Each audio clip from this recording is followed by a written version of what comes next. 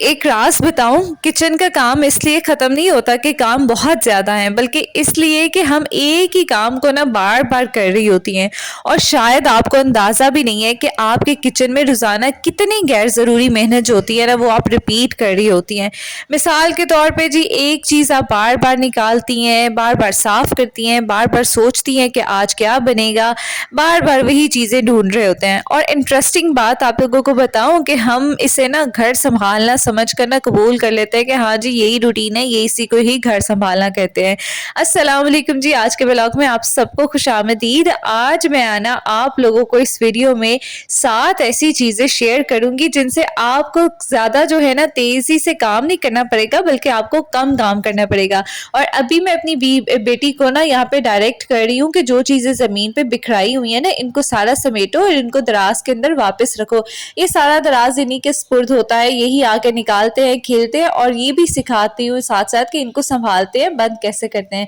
बाद में थोड़ी सी शाबाशी देने से ना बच्चे का जो है ना जिगरा वो ज्यादा ऊंचा हो जाता है। चलिए जी, सबसे पहले पॉइंट का मैं आप लोगों को बताती हूँ, वो ये है कि हर चीज को ना रोजाना नए सिरे से शुरू करना ना बंद कर दे। इसका मतलब ये है कि आपका दिन शुरू होते ही ना जैसे ही किचन में जाती हैं तो एक नई जंग शुरू हो जाती है आपकी अपने साथ ही।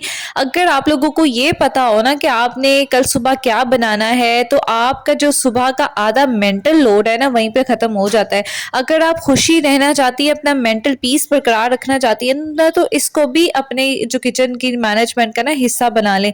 देखिए, काम शुरू होने से पहले ना काम करने का फैसला कर लेना चाहिए। रात को आप लोगों ने ये लास्ट में डिसाइड करके सोना है कि सुबह आप लोगों ने नाश्ता क्या बनाना है।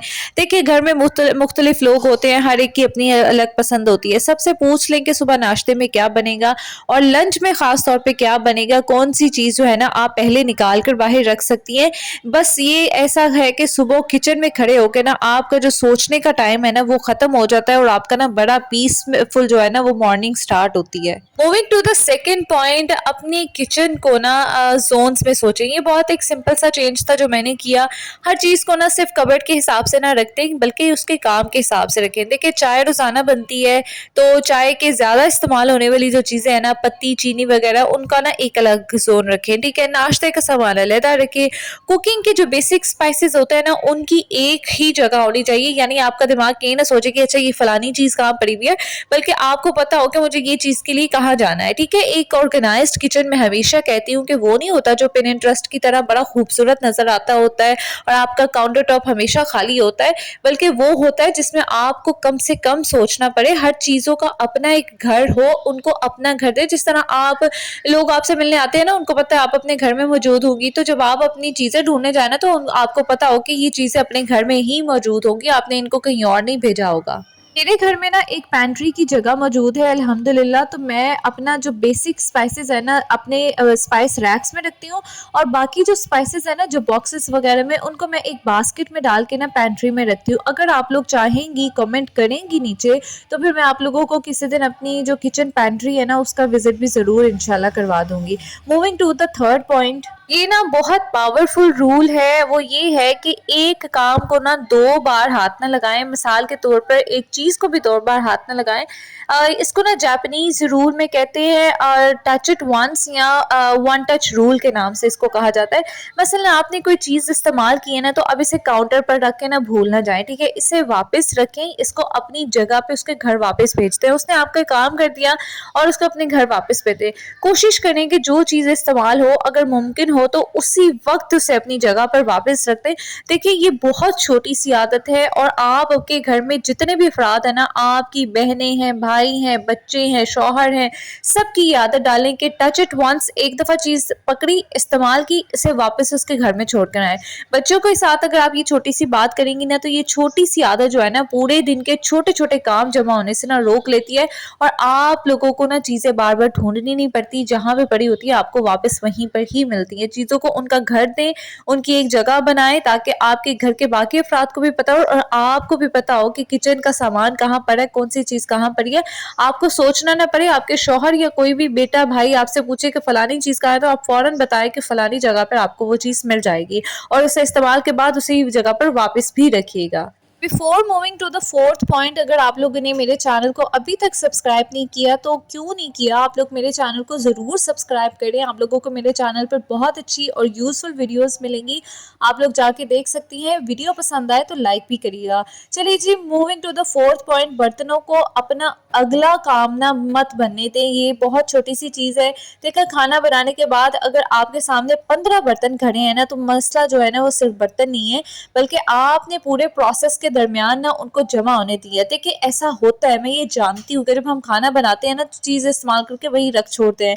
देखिए, एक पैन इस्तेमाल किया, अगर ज़रूरत नहीं है तो उसे फ़ौरन हैंडल कर लें, उसको धो के सुखाने के लिए रख दें। एक बाउल इस्तेमाल किए, इसे अगले 5 कामों के नीचे ना दफन ना होने दें, बल्कि आपको हर वक्त बर्तन नहीं धोने हैं, ये चीज़ याद रखें। बस आपने कोशिश करें कि उनको पाइलअप ना होने दें, क्योंकि जब पाइलअप होना शुरू हो जाती है चीज़ तो वो काम ज़्यादा हो जाता है, बढ़ जाता है। हाथ के हाथ निकालती जाएंगी ना तो आपका काम भी ना और किचन भी है ना वो साथ के साथ ही निमटता जाएगा।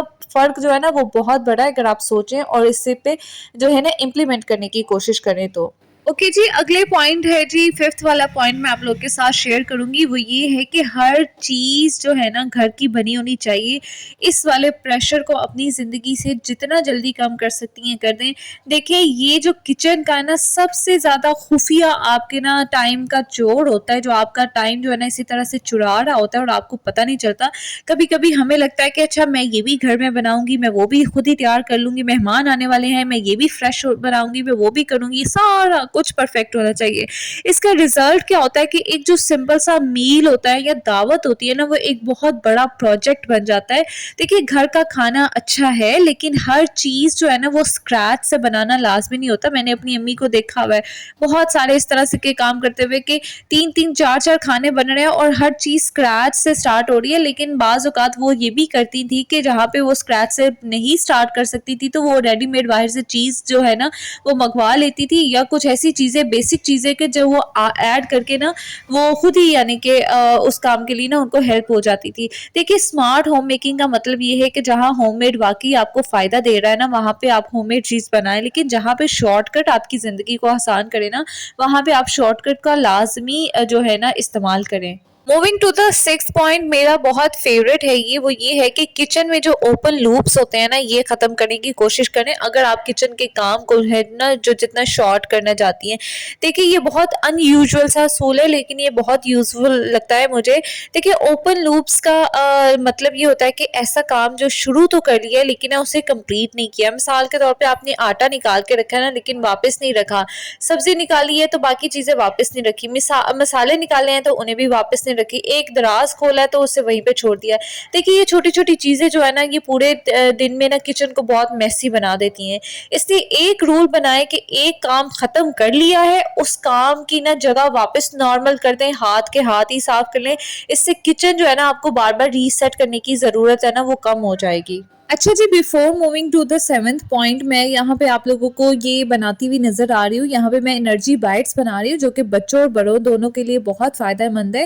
वैसे इसके ऑर्डर्स मैं लेती हूँ जहाँ पे जिस सोसाइटी में मैं रहती हूँ, यहाँ पे मैं ऑर्डर्स लेती हूँ। ये बच्चों के लिए बहुत बेनिफिशियल होते हैं, नॉर्मल से थोड़ा सा हट के होते हैं। इसमें इंग्रेडिएंट्स जो है ना वो बहुत सिंपल से होते हैं और ये बच्चों की एनर्जी के लिए बहुत ज़्यादा ज़रूरी होते हैं। एक जो है ना वो मैं कैंडी अपने बच्चों को लाजमी देती हूँ। यहाँ पर ये जो ऑर्डर है, एक ऑर्डर मैं अपनी बहन के लिए भी बना चुकी हूँ, मैं उसको शूट करना भूल गई थी, और ये सेकंड वाला जो है ना ये मैं अपने घर के लिए बना रही हूँ।